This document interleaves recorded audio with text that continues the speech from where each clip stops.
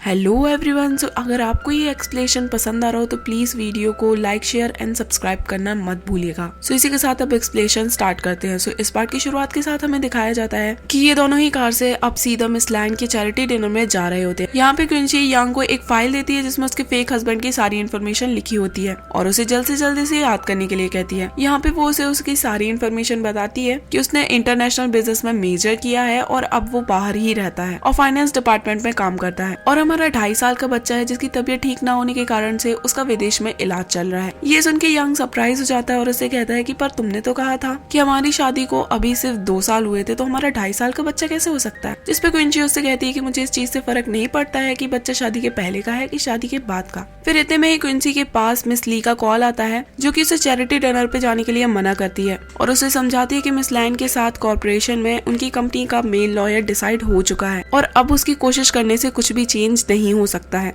जिसपे क्विंसी उसका phone cut कर देती है ये कहते हुए कि अभी वो हॉलीडेज पे अपने हस्बैंड के साथ है। फिर हमें नेक्स्ट सीन में दिखाया जाता है कि ये दोनों उस होटल में पहुंच जाते हैं जहाँ पे चैरिटी डिनर होने वाला होता है और अपने रूम में पहुंचकर जल्दी से अपना सामान अनपैक करने लगते हैं। और तभी यहाँ पे हमें दिखाया जाता है कि फीफी का फियांसे भी उस होटल में पहुंचता है और उसे इस होटल में एंट्री नहीं मिल रही होती है क्योंकि वो वहाँ पे अकेला आया था। लेकिन तभी मिसेस लैंड वहाँ पे आ जाती है और रिसेप्शनिस्ट से कहती है कि ये हमारी फैमिली मेंबर जैसा है और उसे अपने साथ अंदर ले जाती है। फिर तभी हमें यांग और क्विंसी को दिखाया जाता है जो कि डिनर के लिए तैयार हो रहे होते हैं, जहाँ पे यांग जल्दी से तैयार होने के बाद अपने नॉलेज के लिए गेस्ट लिस्ट भी देखने लगता है कि आज डिनर में कौन कौन आया होगा। लेकिन क्विंसी यहाँ पे अपना तैयारी ही कर रही होती है। तभी क्विंसी रेड गाउन पहनकर बाहर आती है और यांग को अपने पास बुलाती है उसकी हेल्प करने के लिए। यांग भी चुपचाप उसके पास जाने लगता है पर तभी क्विंसी अपने ड्रेस की जिप बंद करने के लिए उसे कहती है और ये देख के हमारा सीधा साधा यांग वहीं पे घबराकर गिर जाता है और क्विंसी भी उसे बड़ी बड़ी आंखें करके देखती है कि आखिर हुआ क्या है। फिर इसके बाद यांग जल्दी से खड़ा होकर उसके ड्रेस की जिप बंद कर देता है जिसपे क्विंसी उसे जल्दी से चेंज करने के लिए कहती है वरना वो डिनर के लिए लेट हो जाएंगे। तो यांग उससे कहता है कि उसने ऑलरेडी अपने कपड़े चेंज कर रखे हैं और ये उसके पास एक लौता सूट है।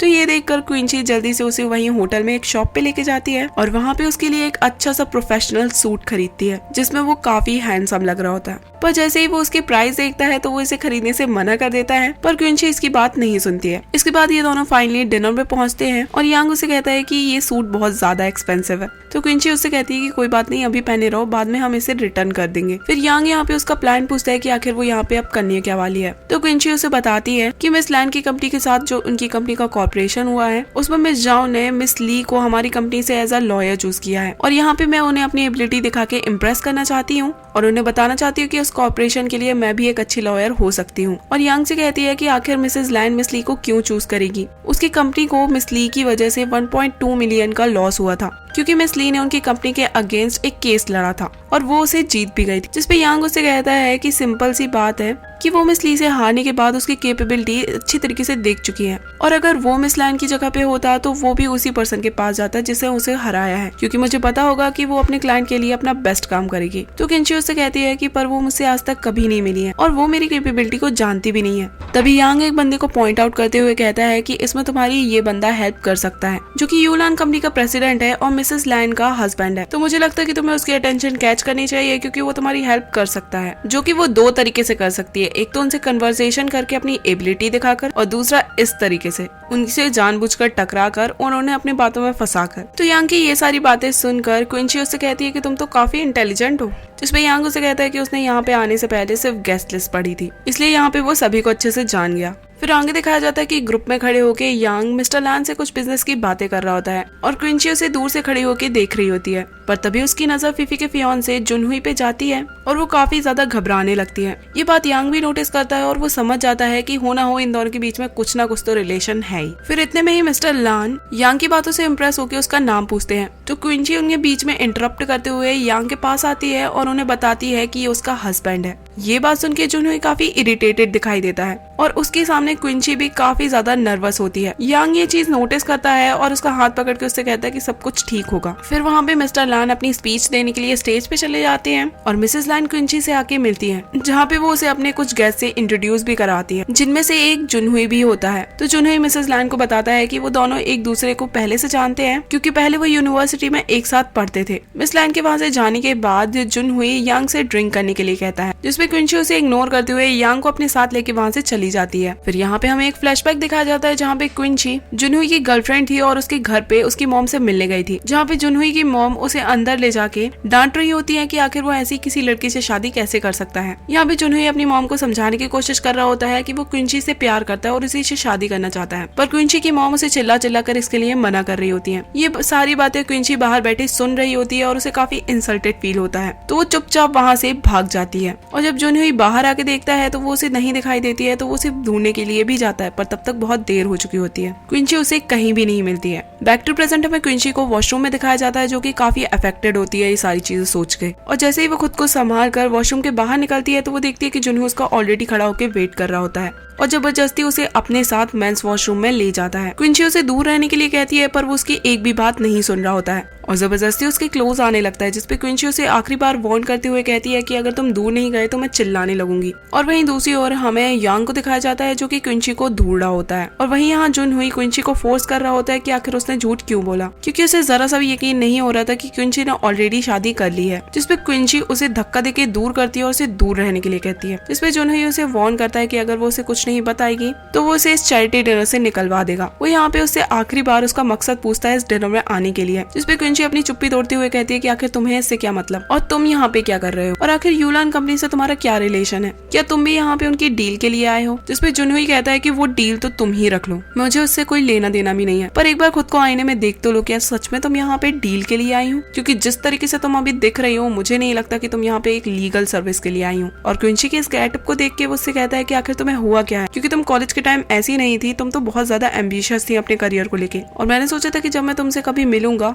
तो तुम इस लीगल सर्विस में ऑलरेडी काफी फेम हासिल कर चुकी होगी, आखिर ऐसा क्या हुआ कि तुम ये सब कुछ कर रही हो। जिसमें क्विंची उसकी बातों से इरिटेट होकर कहती है कि अगर तुम्हारा हो गया तो मैं यहाँ से जाऊँ, तो जुनहुई उससे कहता है कि नहीं, अभी मेरी बात पूरी नहीं हुई है और उससे कहता है कि एक बात हमेशा याद रखना कि जब भी तुम अपनी जिंदगी में गिरोगी या हारोगी तो सबसे ज्यादा खुश मैं हूँगा। फिर इतने में वहाँ पे यांग आ जाता है और जुनहुई को गुस्से से देखते हुए क्विंची से पूछता है कि क्या तुम ठीक हो, तो क्विंची उससे कहती है कि हाँ वो बिल्कुल ठीक है और उसे चलने के लिए कहती है। वहीं दूसरी ओर हमें मिमी और क्विंची के भाई को दिखाया जाता है, जहाँ पे क्विंची का भाई मिमी से कहता है कि तुम्हें मुझसे सॉरी कहना चाहिए, क्योंकि तुम्हारी वजह से मेरी पूरी सोसाइटी में बदनामी हो चुकी है और सभी मुझे एक चीटर हस्बैंड कहते हैं। यहाँ पे वो मिमी को इरिटेट करके गुस्सा दिलाने की कोशिश कर रहा होता है, पर मिमी अपने गुस्से को कंट्रोल करते हुए चुपचाप उससे माफी मांग लेती है, जिसे सुन के उसका हस्बैंड काफी ज्यादा शॉक्ड होता है। इसके बाद वो मिमी से खाना बनाने के लिए कहता है और मिमी उसके लिए खाना बनाने भी लगती है। ये सब देख के उसके हस्बैंड को समझ में नहीं आ रहा होता है कि आखिर इतना विचार परिवर्तन कैसे आ गया उसकी बीवी में और उसे और इरिटेट करने की कोशिश कर, पर मिमी अपने गुस्से को कंट्रोल करने की कोशिश कर रही होती है, क्योंकि क्विंची ने उसे ऐसा करने के लिए कहा था। पर इस चीज का भी उसका हस्बैंड फायदा उठाने लगता है और वॉशरूम में जाके अपनी गर्लफ्रेंड से बात कर रहा होता है। और जब मिमी उसे ब्लैंकेट देने के लिए बाहर आती है तो वो सुन लेती है कि वो दोबारा से उसे डिवोर्स देने की प्लानिंग कर रहा है और इसी के साथ उसका गुस्सा फूट पड़ता है और वो उसे वॉशरूम से निकाल के मारने लगती है। वो उसे एक वास फेंक के भी मार देती है, जिसके कारण क्विंची के हस्बैंड को चोट भी पहुंचती है और वो गुस्से से घर छोड़ के चला जाता है। वहीं दूसरी तरफ हमें क्विंची को दिखाया जाता है जो कि मिसेस लैन से अकेले बात करने के लिए पहुंचती है और उन्हें इस डिनर को अटेंड करने का रीजन बताती है कि वो मिस ली की जगह इस कॉर्पोरेशन में उनकी लॉयर बनना चाहती है और उनसे एक फेयर चांस खुद के लिए मांगती है। जिसपे मिसेस लैन उसे प्यार से समझाती है कि ये सारा डिसीजन उनकी नाइसी मिसेस जाओ का है और अगर वो मिस लिंग की जगह किसी और लॉयर को भी चूज करती तो वो उनका सपोर्ट करती और वो उसे समझाती है कि अपनी लाइफ में एम्बिशियस होना अच्छा होता है पर एक हद तक, और हमें हमारी लाइफ में जो मिलता है हमें उसी में सेटिस्फेक्शन करना चाहिए और हमें एक स्ट्रॉन्ग वुमेन बनने की ज्यादा कोशिश नहीं करनी चाहिए। यहाँ पर वो उसे ये बातें सुनाकर वहाँ से चली जाती है और उनके जाते ही जुनहुई उसके पास आता है और उसे कहता है कि